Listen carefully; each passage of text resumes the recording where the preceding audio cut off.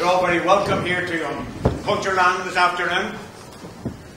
We are going to be dealing with part of the unfinished business of Bloody Sunday. We all know that for the Bloody Sunday families, the publication of the Savile report was a triumph. Savile found that all of the dead and wounded had been innocent, unarmed civilians. The long trek towards the truth had finally been accomplished, or almost.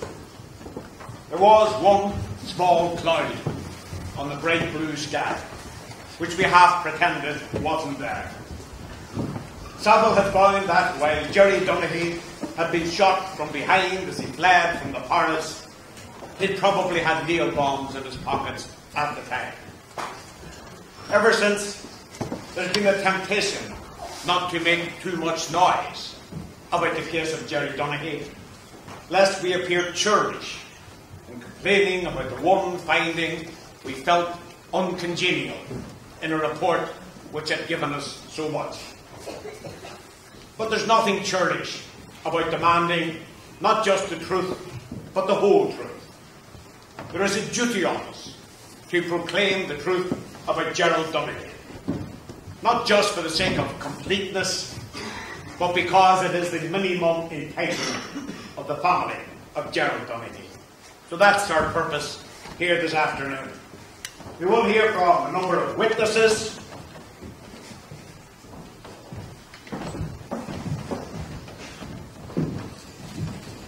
and we are about to hear now from Lord Savile himself.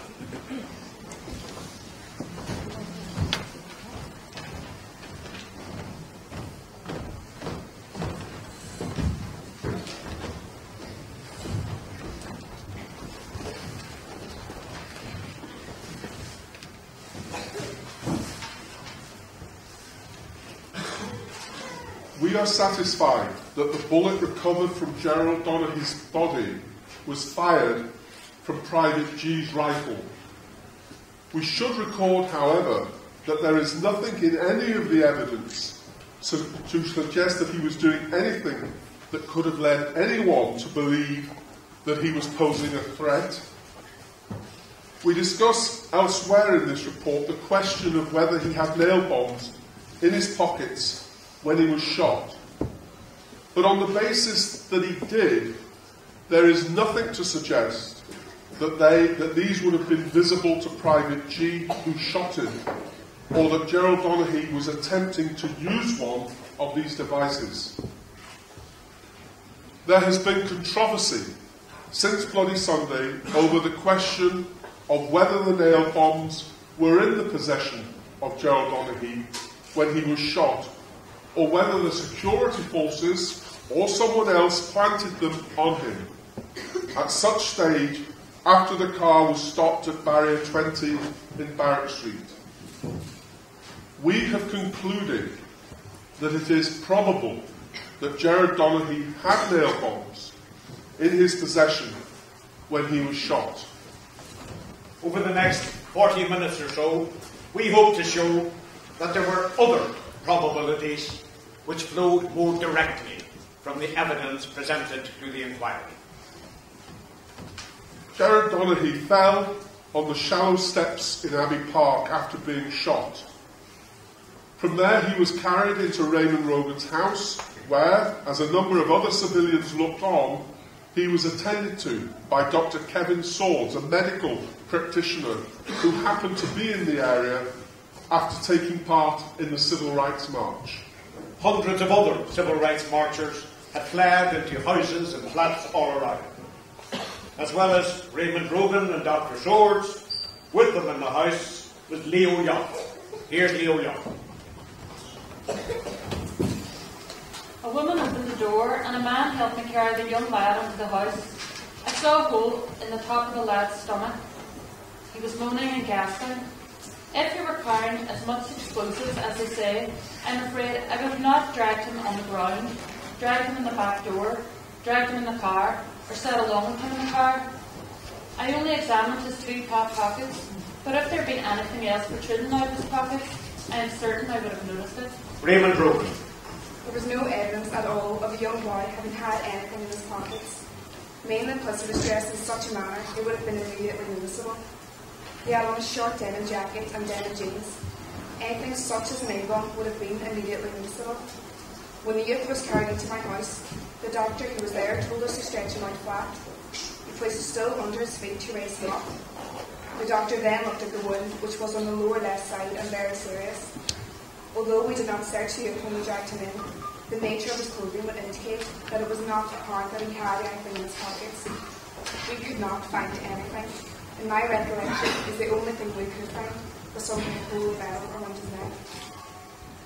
Dr. Kevin Swords examined him in the presence of a number of other civilians. Dr. Swords recommended that Gerald Donaghey be taken to hospital without delay. Dr. Swords. If he had any bulky objects in his pockets, I could not have missed it. I am sure there were none. If there had been bombs in Donaghey's pocket, I would have wanted them removed because I would have thought them dangerous. Charlie Haslett, a local reporter with the Belfast Telegraph, was also in the house, as was Patsy Bradley. Charlie Haslett. I do not think anybody examined his clothing to that extent, but I certainly did not see anything. I did not see anything projecting from his clothing.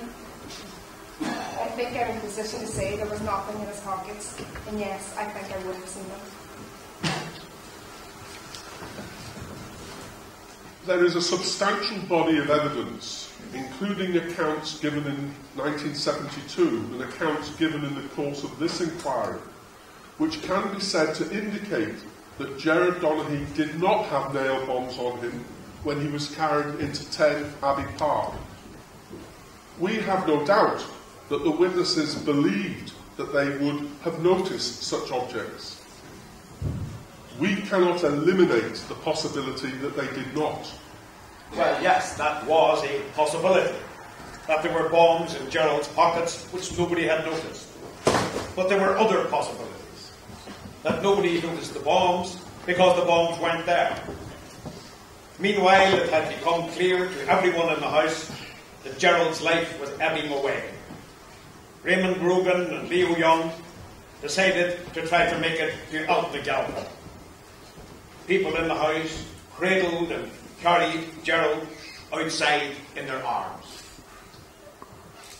Raymond Rogan reversed his car, and Gerald Donaghey, still alive but unconscious, was carried from the back door of the house and put onto the back seat.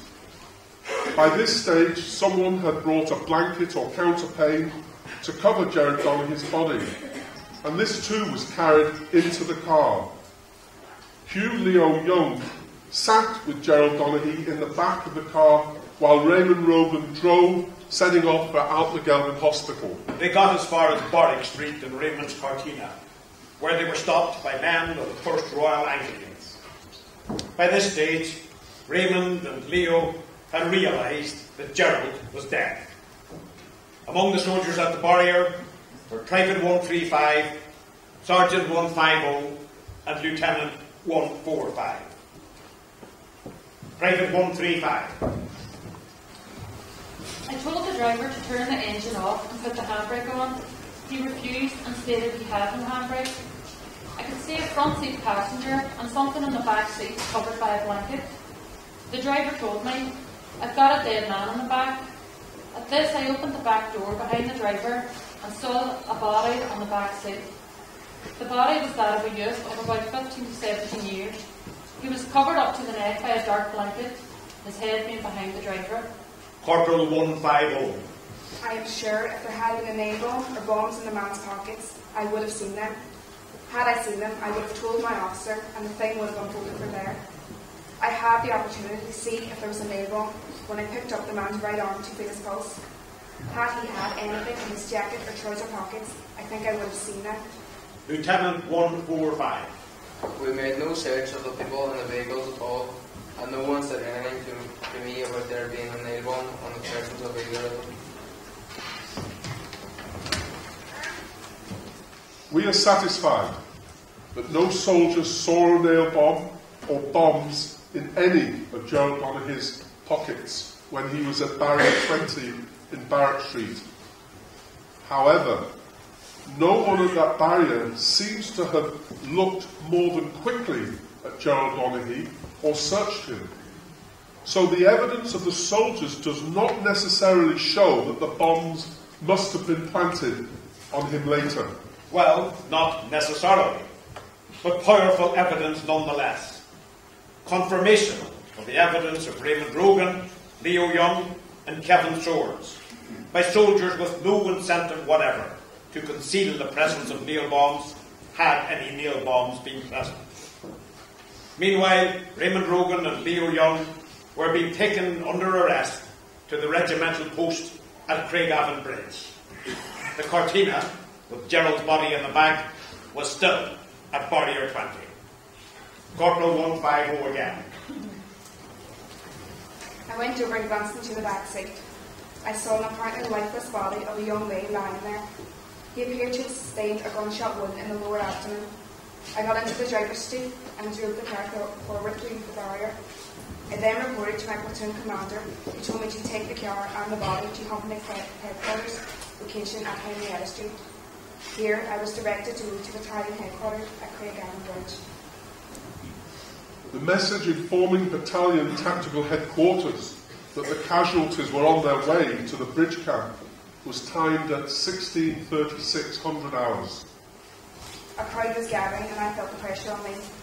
I tried to get the car started, but with all the equipment I was wearing and being in an unfamiliar car, I stalled the car 3 times before finally I got it started. The car kept slipping back. Once I managed to get it started, I drove through the barrier. I seem to recall I clipped the barrier as I drove the car through. I was in a hurry. I have no idea how the nail bombs got there, but they certainly were not there when I saw the body. I did not put a nail bomb or any similar object in his pocket, and no one else had the opportunity to do so.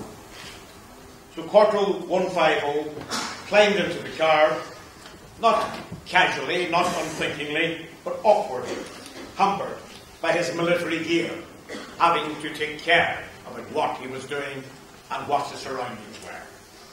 He was to say elsewhere in his evidence that if he had had any inkling at all that there were nail bombs in the body, in the back of the car, he would never have done any such thing. Corporal 104 takes up the story. The only other thing that I can add is that the youth who was lying on the seat of the second car was eventually driven to the bridge location by Corporal 150 of my unit, appeared to be dead. And when I looked into the car, immediately after it had stopped at the Barrier Street roadblock, I saw that there was a nail bomb in the front pocket of his trousers. In terms of the narrative presented to Saville, that's the first mention of nail bombs. But of course, if 104 was right, then Private 135, Corporal 150, and Lieutenant 135 must have been wrong. On this specific contradiction between 104 and the other soldiers, Saville came down decisively against 104, not least because he had told the Widgery inquiry back in 1972 that it had been at Craigavon Bridge, but not, as he now said, at Barrack Street that he had first seen the bombs.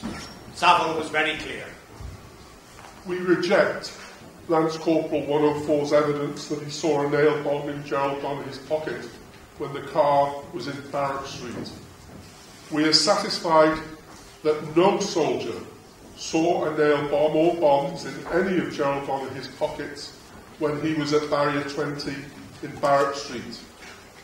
However, no one at that barrier seems to have looked more than quickly at Gerald Donaghey or searched him. So the evidence of the soldiers does not necessarily show that the bombs must have been planted on him at a later stage. Well, again, not necessarily so. But if we believe the evidence of 135, 150 and 145, confirming the evidence of Raymond Rogan, Leo Young, Kevin Swords and others, that there were no nail bombs on Gerald's body at Barrack Street, then they must have been planted on him later. The car was then driven by 150 via Henrietta Street to Craigavon Bridge. This site is often described as the bridge location or the bridge camp. In addition to the soldiers at the bridge camp, the Royal Ulster Constabulary were manning a temporary detention centre there for the purpose of dealing with people who had been arrested. This is sometimes described as the Foyle Road Detention Centre. The medical officer, Captain 138, examined Gerald Donaghey and found him to be dead. At this location, That is at Craigavon Bridge. At this location, a nail bomb was found on Gerald Donaghey in one of the pockets of his jeans. Soldiers radioed for an ATO, that's an ammunition technical officer, or in other words, a bomb disposal expert. The ATO, Captain 127, arrived from Victoria Barracks at about 1710 to 1500 hours. He moved the car from the bridge camp to a car park on the north side of the bridge. There he removed the nail bomb and 3 others that he had found, of which one was in the other pocket of the jeans and one was in each of the side pockets of the denim jacket. The 4 bombs were improvised hand grenades, each of which consisted of nails strapped with adhesive tape around a core of high explosive with a detonator and fuse in the centre. Captain 127 then defused and dismantled the bombs. It was the size of a small cookie tin, 4 or 5 inches long and 2 inches in diameter.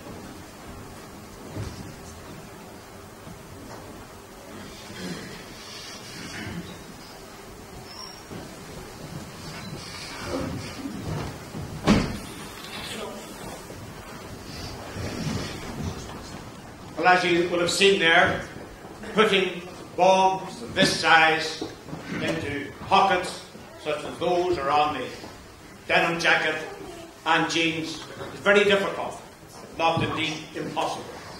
It raises the question, where did these nail bombs come from? These weren't objects which could easily have been missed by anybody in close proximity to Gerald during the day. Dennis McFeely and his brother Conall McFeely had been with Gerald from the start of the march. Dennis McFeely. I am aware that it has been suggested that Jerry was carrying 4 nail bombs in his jacket and trouser pockets on that day. I know what nail bombs look like. I was with Jerry at the beginning of the march to the point where we were separated near the junction of William Street and Chamberlain Street. If Jerry had been carrying nail bombs, I'm sure he would have provided with me at the time. Jerry was thin, and on that day he was wearing tight denim jeans. If he had been carrying nail bombs, I'm sure I would have seen them. Also, he would not have been able to run properly. What is more, had I noticed nail bombs in Jerry's pockets when I found him lying on the floor near Abbey Park, I would have removed them myself. Conall McFeely. In the period that he was in my company from my home and right through the march where I think I separated during the march around about Francis Street, he definitely had no nail bombs. Again, in terms of the clothes that he was wearing at that particular time, nail bombs I am assuming will be bulky. It is something you could not conceal. Jerry at that particular time was wearing denim jeans, Wranglers and everything, and again they were tight trousers. I would have seen nail bombs. There was no way that Gerald Donaghey had nail bombs on Bloody Sunday. The only thing that Gerald Donaghey had on Bloody Sunday, the only thing that Gerald Donaghey was armed with on Bloody Sunday was his innocence. We are convinced that nail bombs could not have been planted on Gerald Donaghey when he was at barrier 20 in Barrack Street. We do not see how, at this temporary location, any soldier could have been in possession of nail bombs, or how any of them could have had the opportunity to place 4 of them in Gerald Donaghey's pocket without others, including civilians still in the area and close to the cars, being likely to observe what was happening. Furthermore, any soldier or soldiers planting nail bombs on Gerald Donaghey would have to have been content to see a colleague then drive them with these devices on board. We accordingly reject the submission made on behalf of a number of former and serving police officers that the planting of nail bombs by soldiers at Barrack Street was a, quote, credible possibility that cannot be dismissed, unquote.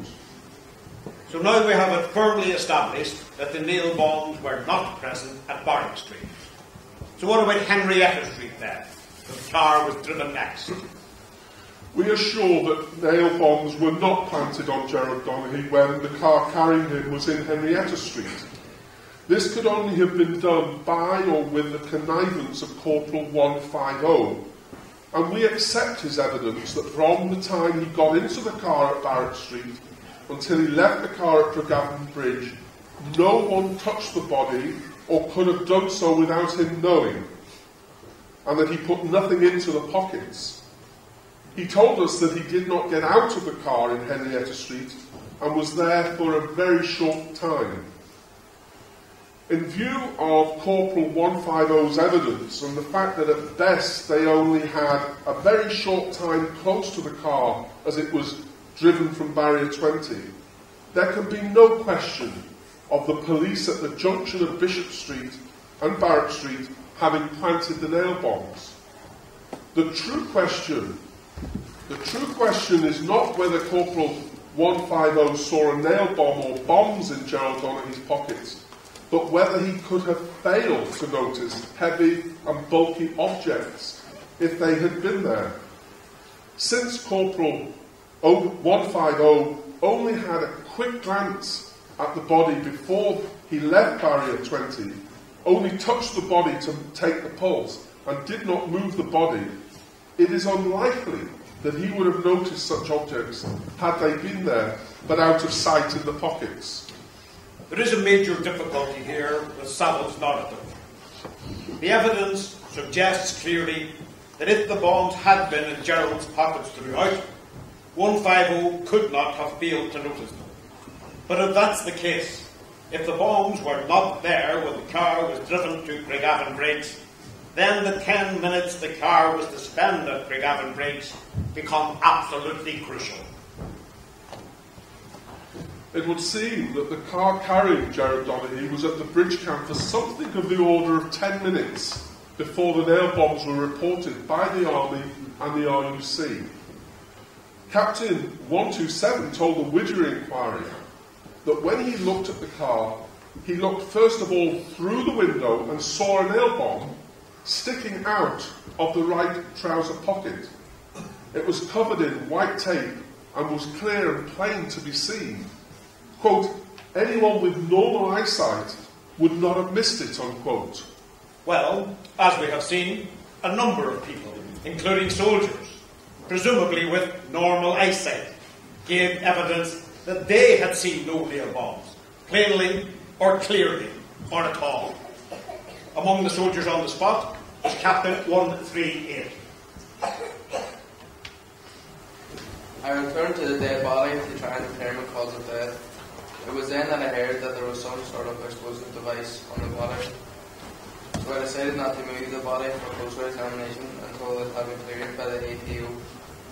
After the ATO had examined the explosive devices, which turned out to be 4 nail bombs, the body was transported direct to the mortuary at the Altnagelvin Hospital by army transport before further examination by myself. The RUC officers present at the bridge included Sergeant Vernon Carson and Inspector Harry Dixon. Sergeant Carson was an explosives officer. Among his responsibilities in the RUC was checking quarries to ensure that explosives were held in secure conditions. Sergeant Carson and Inspector Dixon. I went over to the car and saw a youth lying face up in the rear seat. He appeared to be dead. He was wearing blue denim jeans and a blue denim jacket. He had a white handkerchief tied around his neck. I started to search his clothes for identification, and when I looked into his left-hand trouser pocket, I found what I thought to be a nail bomb. There was a body inside the back seat, completely covered with a blanket. I could only see the top of his head, which was on the offside. I tried to open the offside rear door, but could not. I inquired whether the doctor had seen him, and was told by an army officer that an army medical officer had seen him and pronounced him dead. I recall in telling a police constable, "There is a body in that car. Keep an eye on it until we make arrangements to have it taken to the morgue." I went back to where the other two vehicles were, and about 5 minutes later, Sergeant Carson came to me and told me that the dead man had a nail bomb in his pocket. As soon as I heard that, I went back to the car with Carson. I again tried the rear outside door, but it was still locked. Then Carson said that the rear near side door was open and went round to that side. I followed him. He opened the door, reached in, pulled back the blanket, and indicated to me the right trouser pocket. I could see that there was something in the pocket from the bulge, but could not see what it was until I went right over the body. I could only see the top, but it appeared to me to be the wrapper of a Gerald knife. I made no attempt to get the object out of his pocket. Quite apart from the danger, it would have been difficult to extract it. The way in which he was lying meant that it was very tightly gripped in the pocket. I cannot remember seeing any fuse. This is a key moment. What did Inspector Dixon see? What did Inspector Dixon do? I asked if the Army technical officer had been called. I was told by a soldier that he had. He arrived very shortly after. He asked me where the owner of the vehicle was. I couldn't tell him. I made inquiries, but no one could give me information. He asked me then what a safe place to take it to, and I suggested the car park on Ford Road, about 100 or 150 yards away. He drove it there, and I followed on foot with Sergeant Carson. He could not open the foot, but blew it open without a controlled charge. About 1 hour later, I was shown 4 packages which I was told contained nails and tape, which I told made up the 4 nail bombs found on the dead body. I have been shown a photograph which shows the objects which I saw. It has been pulled out more of the pocket and seems to be at a slightly different angle. The black object at the top I saw, but at the time I did not think it was a fuse, but a projecting nail. Also present was Detective Sergeant McKegan. He had a slightly different account. I saw a cream-coloured object sticking from the right-hand trouser pocket of deceased clothing. On further examination, I saw that it had the appearance of a nail bomb enclosed in masking tape. So in the end, the suggestion is that the bombs were first noticed at Craigavon Bridge. Of course, Saville had found that they'd been there all along, that Gerald had had the bombs on his person when he was carried into Raymond Rogan's house, which raises another key question. Why hadn't at least one of the bombs exploded when a bullet passed through the pocket where, allegedly, it had been concealed? Dr. John Martin and Alan Hall of the Department of Industrial and Forensic Science give evidence. Dr. John Martin, the Principal Scientific Officer at the Department of the Industrial and Forensic Sciences, who tested the clothing of Gerald Donaghey and the other deceased for firearm discharge residue, noted during his examination of Gerald Donaghey's clothing that the bullet that fatally wounded him and passed through his lower left jacket pocket had passed through his lower left jacket pocket.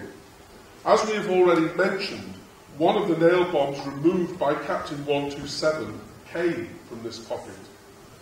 Alan Hall, Senior Scientific Officer at the Department of Industrial and Forensic Science, told us that he could not recall seeing any damage to the parts of any of the 4 nail bombs that he examined, that he would have led him to conclude that it had been struck by a bullet, and that as a matter of his general practice he was, quote, absolutely confident that if a bomb had been struck, he would have mentioned that fact. Captain 127 told us that he could not recollect any damage to any of the nail bombs that he extracted from Gerald Donaghey's clothing. On the basis of this evidence, it seems reasonably certain that the bomb found in the left jacket pocket was not damaged by the bullet that passed through that pocket. The question, therefore, is whether this means that the bomb could not have been in the pocket when Gerald Donaghey was shot, and thus must have been planted on him at a later stage. If that were the case, then although theoretically the other 3 bombs could have been on him when he was shot, this possibility is so remote that we consider it safe to put it to one side. In these circumstances, the fact that the bomb in the left jacket pocket was not damaged by the bullet passing through that pocket does not assist us in determining whether or not the bomb was there when Gerald Donaghey was shot. Now, this is an extraordinary conclusion. The fact that the bomb had not been damaged by the bullet could have been better explained by the bomb not having been there at the time the bullet passed through the pocket. As well as that, there was no evidence of any means of ignition. Dr. John Lloyd commented that the list of personal possessions of Gerald Donaghey did not include any matches, lighter, or other means of ignition, and that such a source of ignition would have been necessary for the use of the bombs unless some form of igniter had been fitted to the bombs, of which there was no evidence. So we have sharp contradictions between and within the evidence of soldiers and RUC officers, and consistent and clear civilian evidence. Savile's conclusion in relation to Gerald Donaghey does not flow naturally from the evidence presented to him. In the end, we have concluded that the difficulties with the possibility that the nail bombs were planted at the bridge camp outweigh the difficulties with the possibility that they were in Gerald Donaghey's pocket when he was shot. Since, to our minds, these are on the evidence the only 2 viable possibilities, it follows on this basis that, in our view, Gerald Donaghey was probably in possession of the nail bombs when he was shot. But as we have just seen, another conclusion was possible, and, to say the least of it, more likely. That Gerald Donaghey was probably not in possession of nail bombs, but, on the balance of probabilities, not in possession of nail bombs at any time on Bloody Sunday. We now want to hear from Jane Winter of British Irish Rights Watch, who has written extensively on the case of Gerald Donaghey, and upon whose analysis much of our presentation here today has been based. Jane Winter.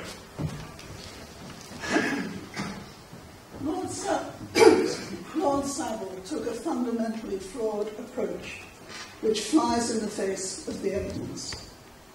He should not have tried to weigh up the so-called difficulties of 2 different scenarios, either that Gerald Donaghey had the nail bombs in his pocket all along, or that somebody planted them on his body. The proper test was the balance of probabilities. He should have considered which scenario was more probable. Not only did Savile apply the wrong test, he invented difficulties based on his own speculation and not on the evidence. Despite the fact that almost every civilian eyewitness told him they did not see any nail bombs in Gerald Donaghey's pockets, and quite a number of them, including the doctor who examined him, were emphatic that they would have noticed any nail bombs if they were present, he decided the reason for this must have been that the bombs were too well hidden to be seen. He also found that the bullet that killed Gerald Donaghey passed through the left-hand pocket of his jacket, but miraculously missed the nail bomb that was, in his opinion, probably in the pocket at that time. The following factors tend to suggest that Gerald Donaghey was not armed with nail bombs, but that they were planted on his body after his death. Firstly, none of the witnesses, whether civilians or members of the security forces, who saw, or more importantly touched, Gerald Donaghey, saw any nail bombs at any point before the alleged discovery. Secondly, Saville was unable to establish who first noticed nail bombs on Gerald Donaghey's body. Thirdly, Gerald Donaghey's body was at Craigavon Bridge for some 10 minutes before anyone reported discovering any nail bomb. And lastly, the bullet that killed Gerald Donaghey passed through his jacket pocket and could hardly have failed to detonate any nail bomb had there been one. The balance of probabilities, therefore, suggests that the nail bombs were planted on Gerald Donaghey's body after he died. That is certainly my own conclusion. We should not let this day pass without remembering not only all those who were killed or wounded on Bloody Sunday, but perhaps in particular Gerard McKinney, because the bullet that killed Gerry Donaghey was the same one as had just killed him. Finally, let me stress Saville's own finding that there is nothing in any of the evidence to suggest that Gerald Donaghey was doing anything that could have led anyone to believe that he was posing a threat.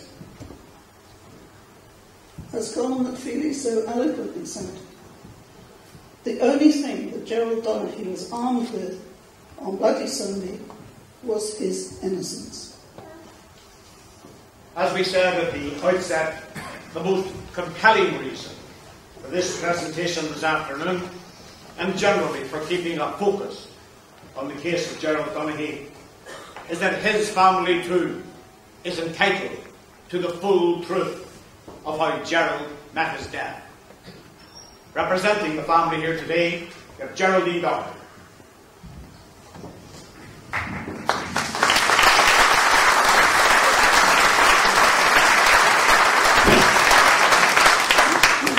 My name is Gerald Donaghey. I am the niece of Gerald Donaghey.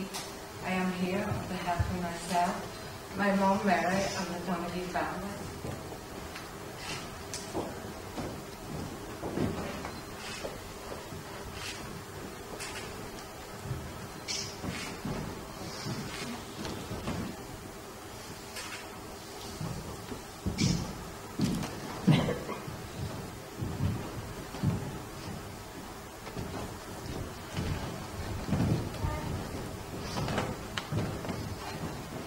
These are the nail bombs that were planted on my Uncle Gerard's body. He was innocent and did not have nail bombs when he was shot.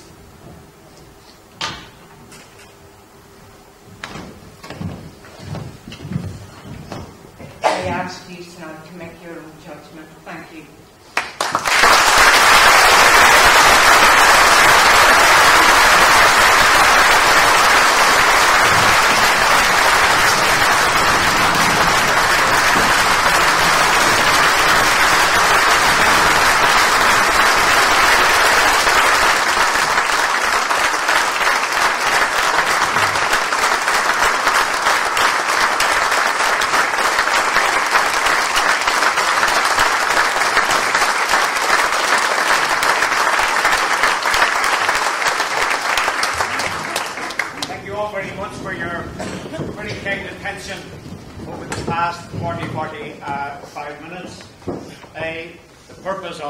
On this presentation of the case and the evidence relating to Gerald Donaghey was not, of course, just for its own sake, not for the record, but in the hope and expectation that this would give a spurt to discussion of Gerald Donaghey's case and to interest in it, and that we'll wait and discuss it here, whether around these tables or in the town generally over the next few days, for as long as it takes, so that in the end we can proclaim the truth about the death of Gerald Donaghey for his family, for Derry and for the world.